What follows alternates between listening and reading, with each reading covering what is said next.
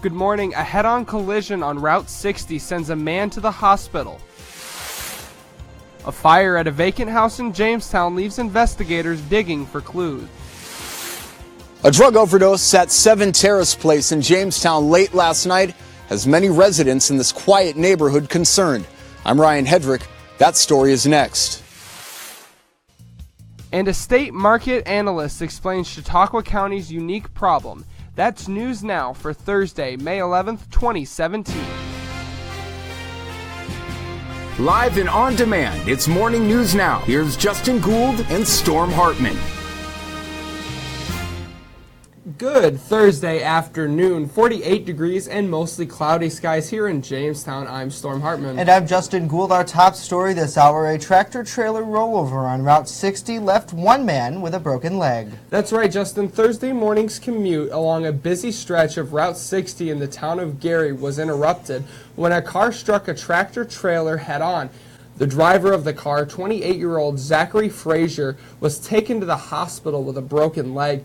According to police, the driver of the tractor-trailer, Stefan Fazoy, attempted to swerve but ended up in a ditch with the truck lying on its side. The driver of the car is facing charges. The stretch of Route 60 through Gary was reopened shortly after 10 a.m. And a quiet stretch in Jamestown, a quiet street rather, was rocked by a drug overdose last night. Our Ryan Hedrick has more from the scene. A frightening event here on Terrace Place shortly before 8 p.m. last night has residents angry, screaming for the police and authorities to do something about it. It started a little after 8 for WNY News Now when a neighbor texted me and said the neighbors at 7 Terrace Place, which is the house right behind me, drug a girl out who had overdosed on drugs and left her on the porch to die. This man then allegedly jumped out the window, an event that we cannot confirm by Jamestown police, but has been confirmed by several residents. Now, this house right here is also the home of the late Jen Seymour. She overdosed on heroin, took a fatal overdose last year at this time. This house has been the target of many residents' frustration. They say drug trafficking is occurring right here, and last night it all culminated in a man allegedly jumping out of a window while a woman was lying on the porch fighting for her life. This woman who lives across the street says she's had enough. It's awful, really. There's a lot of children in the neighborhood, so we all have to watch out for each other's children to make sure that they're safe. There's a lot of fighting and arguing and traffic going in and out at all hours of the night, and it's very worrisome. Jamestown Police Captain Robert Samuelson tells me New York State has a law. It's called the Good Samaritan Law. And the Jamestown Police Department encourages people to learn about it. It allows a person who has shot up another person to wait for authorities and give them information, critical information that may save their life. We spoke to Rick Huber, the Mental Health Association's director of new programs. He says the heroin situation, the methamphetamine situation is getting the worst and taking the city by storm. Big part of our drug problem here is that people aren't being treated for the mental health problems that they have, whether it's anxiety and depression or things like that you get if you're, if you're struggling and life is tough. And so if you're not getting the treatment you need in that respect, you turn to other things like drugs to help you cope with it. We also spoke to a woman, Kim Carlson. She's not only a business owner here in Jamestown, but her son, Alex Folk, died of a heroin overdose last year. Since then, she has made it her business to make recovery available to each and every suffering addict in Jamestown and in Chautauqua County. She owns and operates recovery houses, and she's hosting an event at Shawbucks on Saturday, which she invites the community to attend. Rock and Recovery is going to start at 2 o'clock this Saturday. We are going to be joined by MHA and the folks at the Mental Health Association. We're also going to be joined by CASIC, the leaders in prevention and awareness. So we are not at liberty to give you the status of the woman that overdosed on that porch last night, but what we can tell you is a frightening scenario played out in front of several children, family members, and community members who have lived on the street for a long time. I'm Ryan Hedrick, WNY News Now, where coverage comes first. Federal and local drug agents arrested an Irving man who allegedly sold cocaine to undercover cops. Officials tell us that this case was a joint investigation by the Southern Tier Regional Drug Task Force and the Drug Enforcement Administration. The suspect in this case, 36-year-old Franklin R. Kettle, was held without bail following his arraignment. Straight ahead here on Morning News Now, a Forestville house is destroyed by fire. But first, here's Dakota with your Skyline weather forecast. The wet weather continues. Here's your Skyline weather forecast for today. Mostly cloudy skies with a chance of rain showers mainly across the southern tier areas of western New York with highs in the lower 60s. For tonight, cloudy skies, chance of rain showers mainly after midnight tonight with lows in the upper 40s. And for tomorrow, rain showers in the morning becoming more widespread in the afternoon. Cooler as well with highs only in the lower to mid 50s.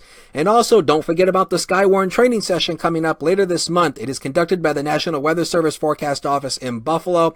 It'll be held at WCA Hospital on the 22nd of this month. The session begins at 7:30. And again, we need more storm spotters. It's only spotters that can see down at the ground. This is your last chance of the season to become a trained storm spotter. Anyone who has an interest in weather is definitely encouraged to show up. And again, there is no need to sign up. It is free, open to the public, no age restriction, just show up. And again, it starts at 7:30 p.m. on May 22nd. From the Skyline Weather Center, I'm forecaster Dakota Hunter. Stay with us as Morning News Now continues right after this.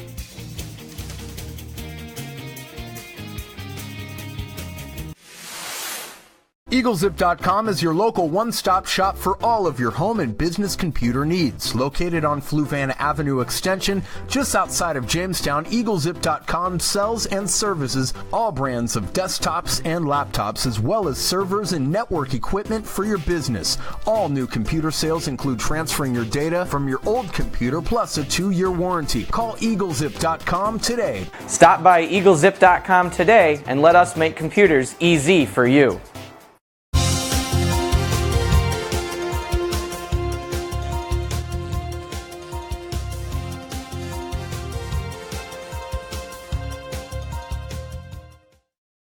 News Now reporter Kyle Heelis says a Thursday morning blaze destroyed a house on Creek Road in Forestville. Take a look. Heelis says that crews battled that blaze for almost an hour. No injuries to tell you about. Meanwhile, in Jamestown, firefighters made quick work of a house fire on Hazeltine Avenue. No injuries in that one either.